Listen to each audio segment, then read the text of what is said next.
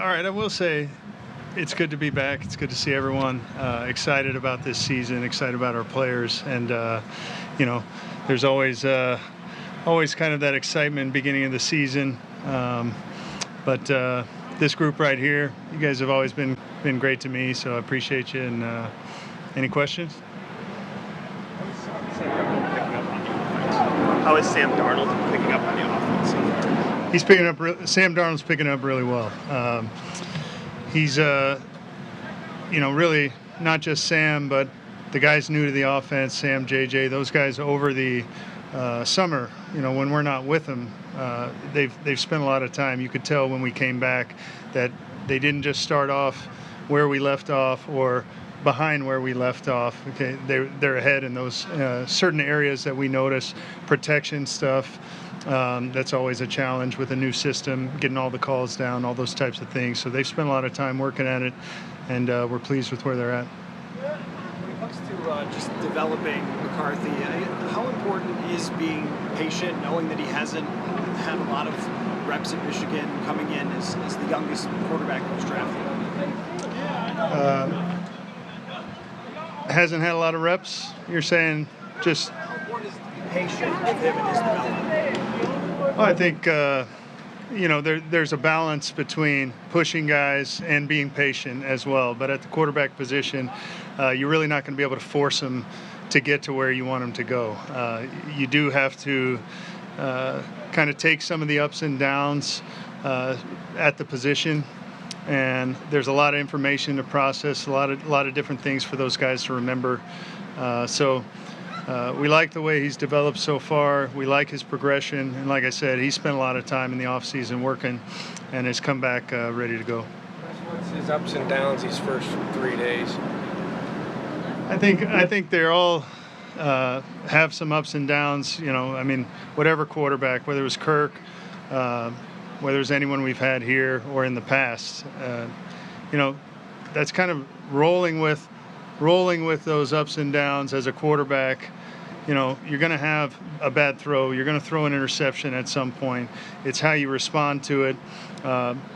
Sam had an interception the other day. In the very next play, right footwork, right read, delivered, accurate.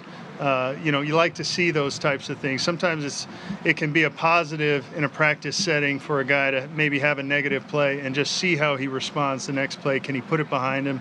Can he do the right thing on the next play and just kind of get himself back on track? So, like I said, we're pretty pleased with where they're at. Yesterday, Sam was talking about the quarterbacks in that room learning from one another. Is there an instance where you've seen Sam learn from JJ, for instance? Well, JJ, number one, I'd say every quarterback room is different, some better than others. This is an excellent room when you're talking about the four of these guys, Sam, JJ, Nick, and Jaron. They all respect each other. They all compete against each other. But when you're in there in the meeting room, questions come up. Sam has questions sometimes that he might ask Nick, who's been in this system, and vice versa. JJ might ask Sam about his footwork, or why did you slow it down on that play, and what were you feeling there? What were you seeing? And they've all been very receptive to answer. They know they're going to come out here and compete, but at the same time, they're good teammates. Are McCarthy's mechanics, just from a standpoint of the day he stepped in here in the spring to now, how far have they come? He talked about it at one point more, I think you did, in shotgun, putting his left foot forward instead of the feet being the same. Like, just from a mechanical standpoint, how far has he come, or how happy are you with his mechanics? He's come a really long way. A lot of it is when you change something, it's not necessarily that it looked bad or he wasn't doing it right. It's the comfort level. It's not thinking about it anymore. Doing it enough times, and some of that work that he put in over the summer, you can tell there's just a comfort level with some of the things we're asking him to do, not just with footwork, about where his eyes are in the acceptance of the snap, about getting a hip open to his left potentially on certain reads, throwing off a plant, throwing off a hitch on certain concepts. So there's a lot of little details that he's much more comfortable with. And the more comfortable, the less you're thinking about footwork and technique, all those types of things, the more you can just see his arm talent show up. I mean, is it pretty typical to do the level of footwork mechanic adjustments that you've done with him? Was there more needed because of just the way your scheme is, or is it what you probably would do with a lot of rookie quarterbacks that would come in? Well, our offense is a rhythm and timing based offense.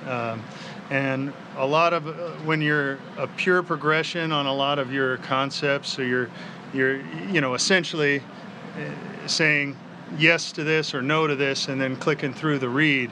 If you're late across the ball, it just kind of, the rest of it just gets screwy. So it's critical that the timing and rhythm, the correct footwork, where my eyes are, even the eyes in a lot of these zoning defenses are moving defenders in a way that when I do get back to this read, that's open up the hole if I'm not late to get back to it. So we're obviously going to harp on that quite a bit with any quarterback we bring in here. Some guys are a little farther away than others, but JJ's doing a great job. What's the challenge, Wes, sorry, Don. You already got one. I did get one. All I'll right. come back at you later, All right. okay? I'll be here. I'm on record as saying, Jordan Addison was talking about how it really meant a lot to him that his teammates were there for him coming back into this camp, that he wasn't quite sure what the reaction would be. How important is it for a young guy to come back, get that support, and then be able to translate that confidence back into his game so early? Well, yeah, I think, to your point, his teammates were so supportive because we all care about Jordan. Jordan's a good person. There are mistakes that happen, and I don't know all the details, but what I will say, he's a good person. Things happen. We're going to support our teammate regardless. Even if we didn't like him, we're still going to support our teammate, but it just so happens we really like Jordan as a human as well. So, we're going to be there for him, and them individual guys going up to him and saying, hey, don't be any different. Okay, we got you. His peers saying those things to him, I think is huge. Coach, I'll ask JJ this as well, but from a coach's perspective, when you have an offensive line that has as much consistency as it's had, how does that help, whether it's JJ, Sam, Aaron Jones coming in, how does that help the new guys in the offense?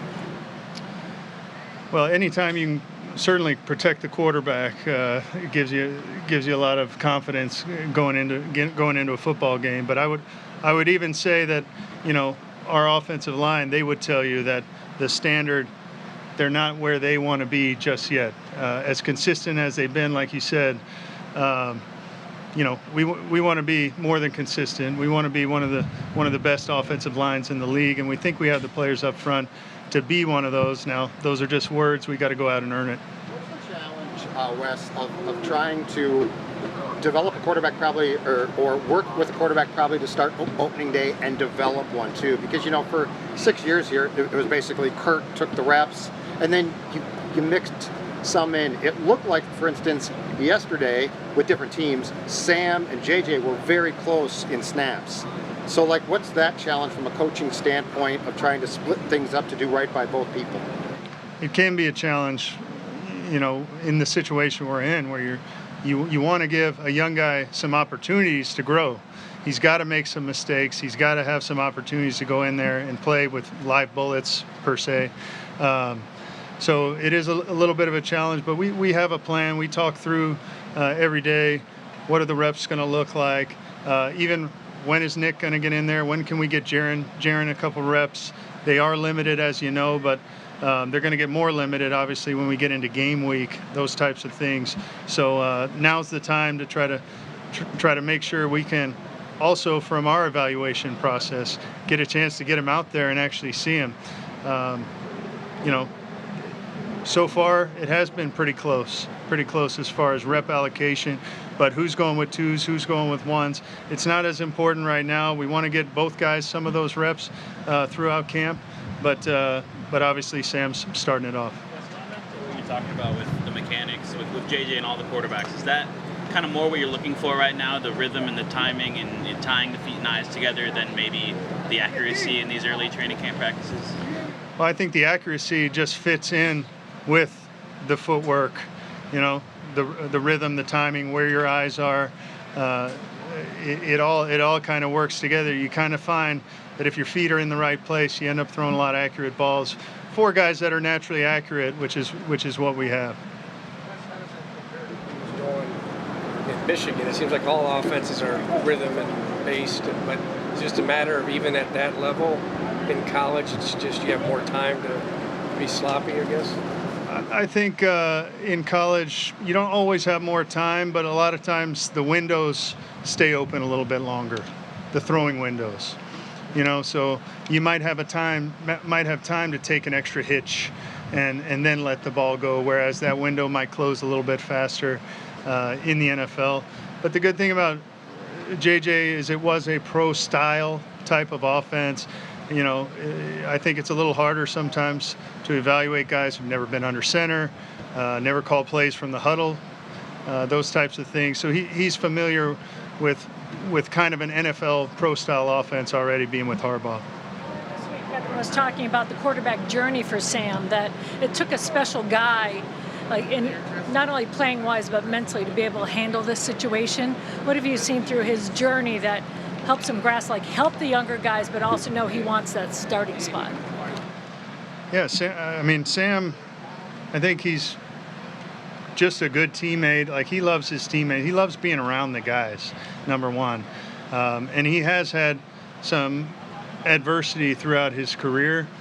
And I can't speak to how he was as a younger player. Obviously, Josh McCown was playing with him at that point, and he's probably has learned from those things, but I think he's got kind of a natural, don't let things weigh you down too much, kind of ability to kind of shake some things off and just move forward. I don't know if that's been built over his NFL career, if that was kind of natural to him, but you notice that, things don't always go well, or flow brings a crazy pressure that we don't handle the way we should. And he's got a really, really nice ability just to kind of move forward and kind of put it behind him, learn from it, and go. When do you think that JJ will get those opportunities with the first team? Is that predetermined or based on how he performs each day? That's just things that we'll keep discussing as we go through camp, and just that'll probably stay in house. You'll see it. You guys use I formation a little more than the average team does. Where does that still fit in offenses? Because it's kind of a rare thing to see, as opposed to, say, 1997 when they're used all the time. But where does that still fit in NFL offenses? Well, I think it fits in if you have C.J. Ham. If you don't have a fullback that's as capable and as good a player as he is, and then also special teams value as well. He's a huge part of our leadership as well. So, he does a lot for our team, but it's one of those things you're trying to find the best, the best 11 to get on the field, and what can personnel groups do for you? 21, maybe they play base defense, maybe they play single high defense for the only snaps we get in the whole game, where they're not putting a safety over the top of Justin Jefferson. We do want to run the football better. I think, we're not hiding from that, shying away from that, and I think we're on a path to do that. But CJ is a very valuable player, both blocking and coming out of the backfield. He runs great routes, probably underutilized a little bit as a route runner, to be honest. So we're happy with him. We love CJ, and again, 21 personnel. Sometimes you want base defense. Sometimes you want them to put the big guys out there and get some opportunities, whether it's pass game, or if they want to put some smaller guys out there, maybe we have a chance to hammer them. Now, would you say JJ and Sam are different in terms of maybe riding a little bit of momentum, or catching fire, or putting a bad play behind them quickly? I would say they're not too different in that aspect. JJ's had some adversity. He's won certainly in high school and college, but had some things in high school that he had to kind of overcome. He's very into the mental side of just life, not only in football, but it carries over to the game. So the meditation, the different things. He's got the Vitruvian Man tattooed on his arm, so he's a big Da Vinci fan.